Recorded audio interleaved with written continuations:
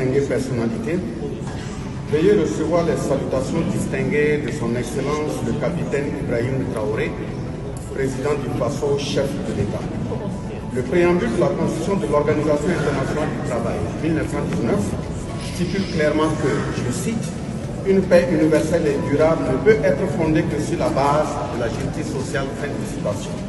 Cet impératif a été rappelé à la commémoration du centenaire de l'OIT en 2019 en ces termes, je cite, « Si tu veux la paix, cultive la justice ». Fin de citation.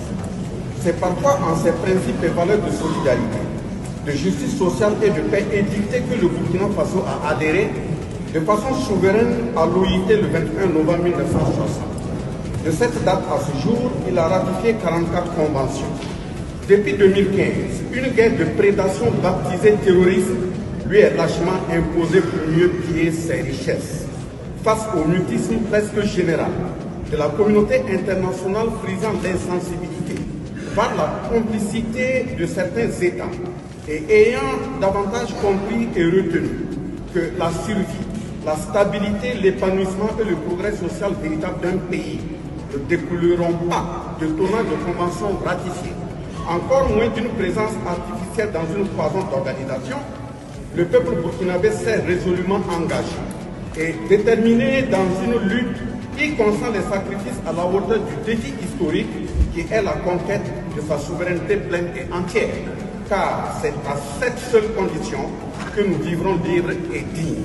Je félicite le directeur général du PIT, dont le rapport intitulé, je cite, « Vers un nouveau contrat social », fin de citation, est non seulement interpellateur, mais aussi et surtout confirme amplement cette analyse et vision du Burkina Faso. Encore faudrait-il que cela soit compris et vécu dans les faits par les dirigeants du monde en général et surtout ceux africains que nous sommes, car ce sont encore malheureusement parmi nous dirigeants africains que certains semblent toujours mal assimiler et assumer les leçons de l'histoire sur la traite négrière, l'esclavage, la colonisation et le néocolonialisme en continuant de se faire l'illusion suicidaire sur une condescendance d'un maître prétendant les affranchir. En effet, sur les bordures des océans flottent les corps sans vie de nos jeunes Africains. Dans nos contrées, des médicaments sont convoyés pour tuer les patients et non les germes des maladies. Des tonnages d'aliments sont déversés sur le continent noir pour rendre malades et infertiles. Des conventions et accords sont signés pour embrigader et aliéner. Du chantage dit à travers des financements organisationnels pour tenter d'imposer l'homosexualité à nos pays. Des dirigeants recrutés et entretenus pour être des vrais négriers de salon, etc. Et cela se joue jusqu'à la représentation au rabais des peuples africains dans des instances internationales, même en violant les principes simples et règles de décence.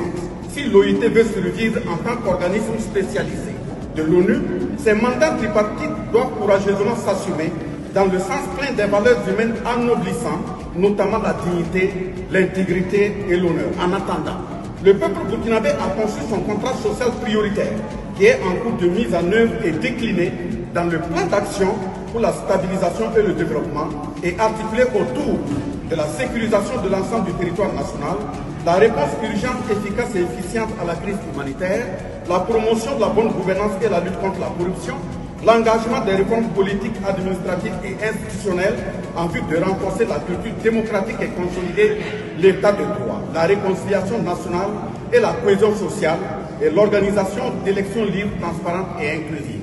C'est désormais et uniquement dans ce sens de conquête de notre souveraineté que les ratifications de conventions, leur mise en œuvre et notre présence dans des organisations seront soumises à la décision souveraine du peuple et non pour complaire ou plaire à qui que ce soit. Nous saluons d'une part les peuples frères du Mali et du Niger, avec lesquels nous formons l'alliance des États du Sahel, et d'autre part l'ensemble des États partenaires dans le monde qui comprennent et solidarisent avec notre peuple dans son combat pour sa souveraineté pleine et entière. Notre profonde compassion, solidarité et sincère condoléances au peuple iranien, russe et palestinien pour les instants douloureux vécus dans leurs pays respectifs. Vive l'Alliance des États du Sahel, vive les peuples en lutte pour leur souveraineté, vive le Burkina Faso, pays des hommes intègres, vive l'OIT, la patrie ou la mort, nous vaincrons.